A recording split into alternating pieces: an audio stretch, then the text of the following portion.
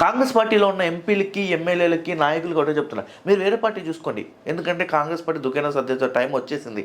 I am again telling the Congress party and some of their allies, don't divert the attention of the House.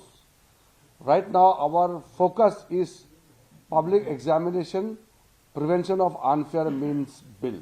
సర్దేసిద్ది కూడా, ఎందుకంటే తన దుకాణం తానే సర్దేసుకుంటుంది, ఎవరు సర్దాల్సిన అవసరం లేదనమాట అలాంటి పార్టీ. ఎందుకంటే రాహుల్ గాంధీ గారి నాయకత్వంలో అసలు ఏం మాట్లాడాలో, ఎక్కడ అపోజ్ చేయాలో, ఎక్కడ సపోర్ట్ చేయాలో తెలియకుండా ఉంది. ఆయనే సపోర్ట్ చేస్తాడు, ఆయనే అపోజ్ చేస్తాడు, ఎవరికి ఏం అర్థం కావటం. అసలు యాంటీ పేపర్ బిల్ తీసుకురమ్మని మీరే కదా ప్రొటెస్ట్ చేసింది.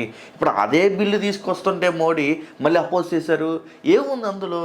50 లక్షల నుంచి ₹1 కోటి ఫైన్ ఉంది. అంటే సీరియస్ కేసుని బట్టి ఉంటుంది, ఆ కేసు వాల్యూని బట్టి ఉంటుంది. I rise to move for leave to introduce the public examinations bracket prevention of unfair means amendment bill 2026 to amend the public examination prevention of unfair means bill 2024. Thank you, Speaker sir. Speaker sir, I introduce the bill. ఇంకేముంది అందులో? అంతకన్నా ఏం లేదు కదా. 10 ఏళ్ళు jail శిక్ష ఉంది. మరి 21 మంది చనిపోయినప్పుడు ధర్మేంద్ర ప్రధాన్ ఎడ్యుకేషన్ మినిస్టర్ రాజీనామా చేసినప్పుడు ఈ మాత్రం చట్టం తేకపోతే వాళ్ళు వింటారా?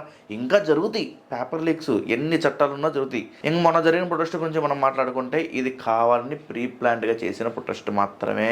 అర్థమవుతుందా? మోడీ గారు ఎందుకు తగ్గారు అనేది మోడీ గారికే తెలియాలి, బీజేపీ పార్టీకే తెలియాలి, గవర్నమెంట్కే తెలియాలి. వీళ్ళు ఎందుకు ఎక్కువ చేశారనేది వాళ్ళకే తెలియాలి. నాకు తెలిసినంత వరకు నేను ఎప్పుడు ఒకే మాటగా చెప్తున్నాను, కాక్రోచ్ జనతా పార్టీ అనేది ఫండెడ్ పార్టీ. అసలు నిజంగా బీజేపీని దింపాలి అనుకుంటే చాలా సమస్యలు ఉన్నాయి, కానీ ఆ సమస్యల్లో జనాలు ఎవరు బయటికి రారు. ఎందుకంటే అటు ప్రొటెస్ట్ చేస్తే అదొక్క సమస్య మీద ప్రొటెస్ట్ చేయాలి.